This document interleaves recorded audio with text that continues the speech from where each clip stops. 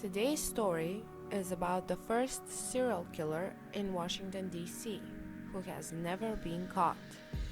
He is known as the Freeway Phantom, who took the lives of 6 young girls between April of 1971 and October of 1972. His identity remains a mystery to this day. This channel summarizes mysteries, cases, and true crime stories. If you enjoy this type of content, make sure to leave a like, comment, and subscribe for more videos. Freeway Phantom targeted young African American girls. His first victim, Carol Spinks, was just 13 years old when she left home one night to go to a 7-Eleven. She was found 6 days later on a grassy bank after being strangled. His next target was Darlenia Johnson, a 16-year-old girl with a summer job at Oxon Hill Recreation Center. One morning in July, she never arrived at work. She was later found just 15 feet from where Carol's body was dumped. A week later, 10-year-old Brenda Crockett went missing after going out to see a movie. The next victim was Ninomosha Yates, a 12-year-old girl who had gone to the supermarket to get groceries. The fifth murder was Brenda Woodard, an 18-year-old girl who was taking the bus home after having dinner with a friend. The last known murder was Diane Williams, a 17-year-old who was going home after spending time with her boyfriend. All of the victims were assaulted, they were strangled, and 5 of the 6 also had their shoes removed.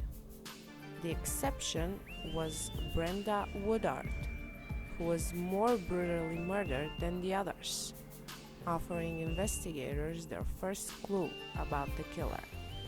Though Brenda's murder had several differences, the most vital to police was that the killer left a note on her body.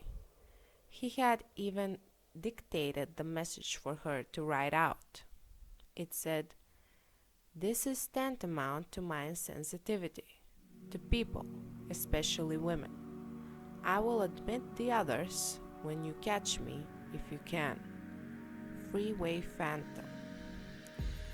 Despite the disturbing message, the former DC police detective Romaine Jenkins claimed that since Brenda's handwriting did not excess duress, she likely knew her killer and did not realize the gravity of her situation at the time. She says that there were no signs that she was nervous when she wrote the note. You don't think calmly like that if someone has kidnapped and assaulted you, she explained in another article from the Washington Post. However, the police believe that once the situation turned dark, the note gave Brenda time to realize her fate and caused her to fight back against her captor. Though she was strangled, she was the only victim to be stabbed as well, and also sported defense wounds, suggesting a bitter struggle. The killer also left her shoes on, unlike his other victims. Jenkins also believes that Crockett's mother might have seen the killer in action. Brenda had called her home twice on the night she was abducted. The first call was to tell her sister that she had been kidnapped by a white man and had been driven to Virginia, which is a story that the police believe was fabricated to throw them off. Brenda then called a second time.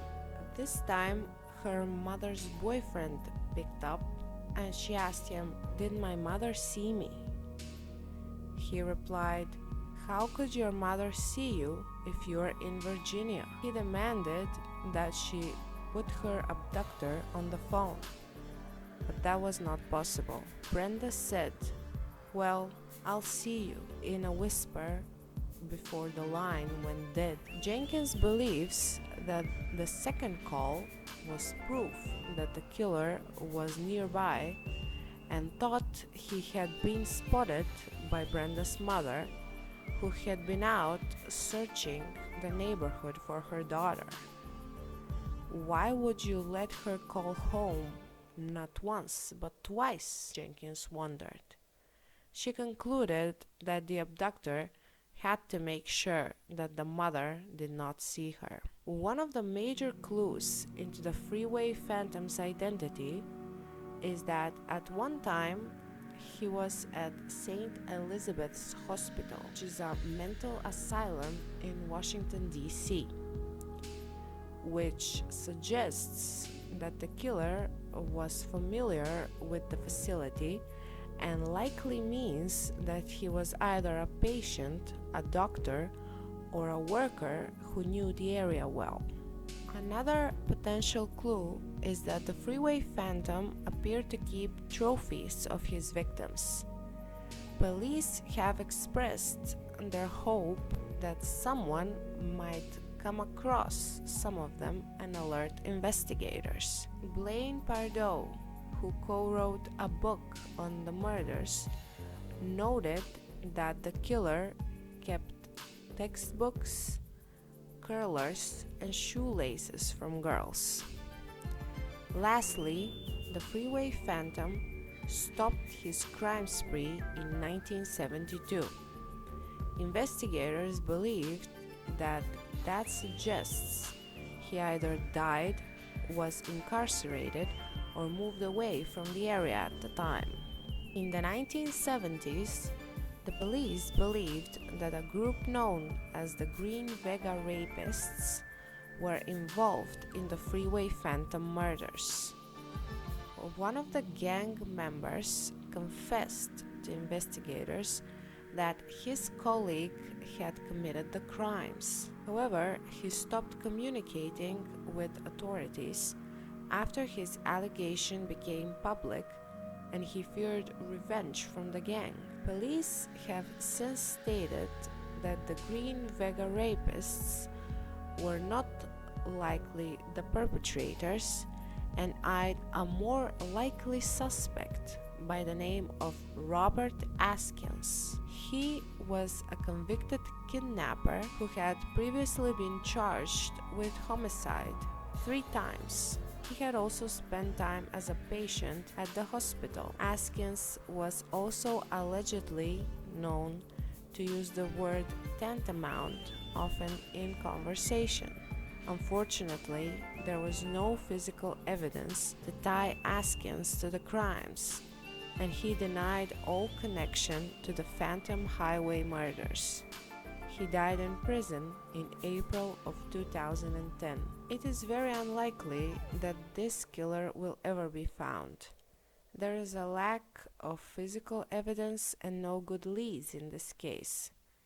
Investigators have nothing, and the family has no answers, which must be very frustrating. The case of the Freeway Phantom remains open, but it is considered a cold case with no active lines of investigation. Check out my previous videos and leave a comment down below on who I should cover next. Thank you all for watching.